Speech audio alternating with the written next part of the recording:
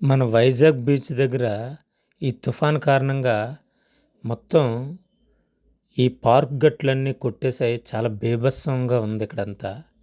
ఈ డిసెంబరు 18 నుంచి 22 వరకు కూడా ఈ 5 రోజులు తుఫాను నిజంగా రైతులకి చాలా లాస్ అయింది. పంటలు కూడా చాలా లాస్ అయ్యాయి. అలాగే యాక్చువల్‌గా ఈ బీచ్ ఏరియాలో అయితే బీచ్‌లో సముద్రంలో చాలా తుఫాను దారుణంగా మత్స్యకారులు కూడా చాలా ఇబ్బందయింది. మత్స్యకారులు కూడా వేటకు వెళ్ళలేక అన్ని విధాలుగా లాస్ అయ్యారు. అలాగే ఈ పార్కులు చూసారు గట్లు ఎలా ఇరిగిపోయాయి. అంత బీభత్సంగా సముద్రం పొంగి ఆయా గ్రామాల మీదకి దగ్గరగా వచ్చింది. నిజంగా చాలామంది భయపడ్డారు ఇక్కడైతే.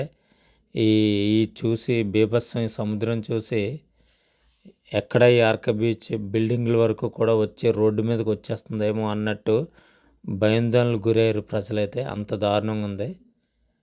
ఏదేమైనా ఈ డిసెంబర్లో ఈ టైంలో ఈ చలికాలంలో యాక్చువల్గా ఇంత తుఫాను రావడం, ఇంత వర్షం రావడం ఇది చాలా తక్కువ సంవత్సరాల్లో జరిగింది. ఈ సంవత్సరం ఇలా అంత దారుణంగా ఉంది.